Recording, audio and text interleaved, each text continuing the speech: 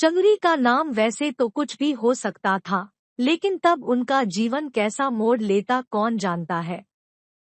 उनके नामकरण के समय ही लोगों को वह नाम बड़ा अटपटा सा लगा था और लोग उनकी मां पर हंसे भी थे।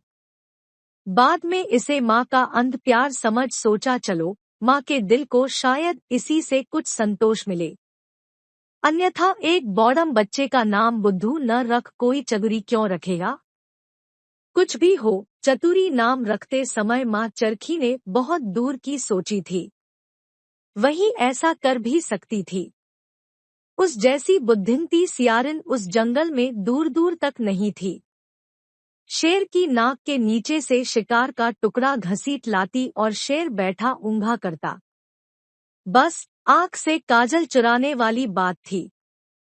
जहाँ तक चतुरी के बॉडम होने का प्रश्न है, उसके लक्षण तो माँ को बेटे में तभी दिखाई पड़ गए थे जब वे आंखें खुलने के पश्चात पहली बार उसके साथ घूमने निकले थे।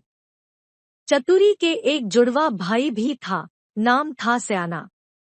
जैसा नाम वैसे ही गुण थे उसमें। जब दोनों भाई माँ के साथ शिकार पर निकलते तो माँ को सदा चतुरी से ही डर बना रहता कि शिकार दिखाई पड़ने पर वे कहीं कोई मूर्खता न कर बैठे और हाथ आया शिकार जाता रहे। चतुरी भी ऐसे अवसरों पर माँ को कभी निराश न करते। कुछ ऐसी चतुराई अवश्य प्रदर्शित कर देते कि शिकार फुर्र हो जाता। यह तो आए दिन होता कि शिकार देख जब माता दोनों शावों को रुके रहने का संकेत करती, सयाना तो जहाँ के तहाँ ठिठक कर खड़ा हो जाता, लेकिन चतुरी की जिज्ञासा उस समय आकाश छूने लग जाती। वे अविलंब आगे बढ़ता झांक कर यह पता करने का प्रयत्न करते कि माँ के चौकन्ना हो जाने का स्रोत आखिर कहाँ छिपा है। जाड़े की उस सुहानी धूप वाली सुबह की ही बात लीजिए। एक झाड़ के पास ही बड़ी बड़ी कलंगी चमकाता एक खुर्राट मुर्गा चुग रहा था। चरखी दोनों बच्चों को पीछे ही रोक झाड़ी की ओट ले मुर्गे को दबे पांव पकड़ने चली। वह जमीन पर रेंग सी रही थी। जब मुर्गा छलांग भर की ही दूरी पर रह गया और चरखी ने चाहा धर दबोचे, चतुरी माँ का उत्साह बढ़ाते पीछे से बोल पड़े, माँ जल्दी मत करना, अभी उसने देखा नहीं है।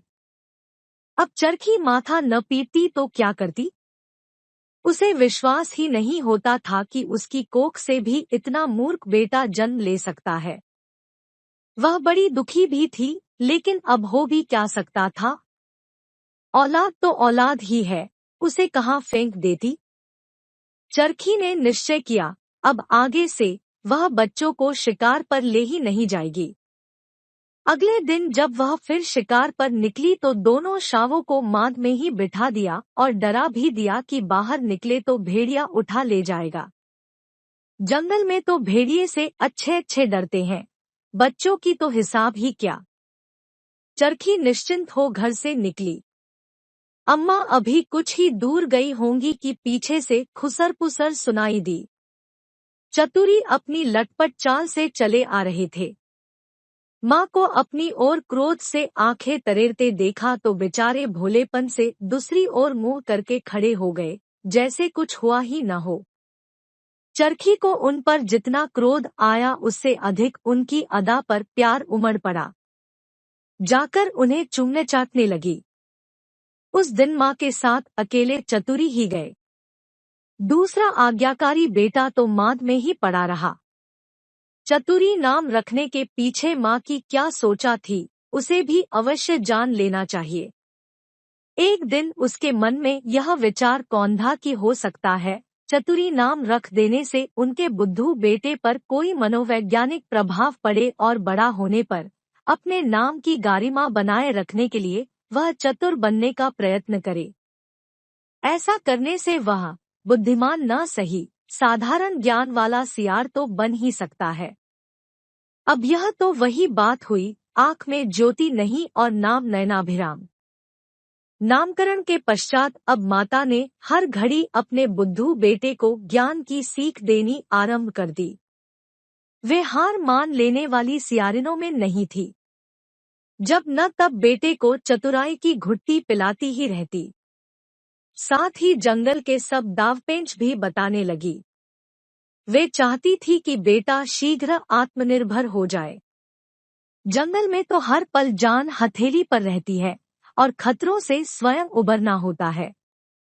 अब माता को कौन समझाए कि बुद्धि देना पहाड़ा रटा देने के समान तो होता नहीं कि किसी को 2 दुना 4 रटा दिया और वह रातों रात बुद्धिमान हो उठा। लाख ज्ञान भरा हो, व्यवहार में उसका उपयोग कोई न कर सके तो सारा ज्ञान निरर्थक ही तो हुआ।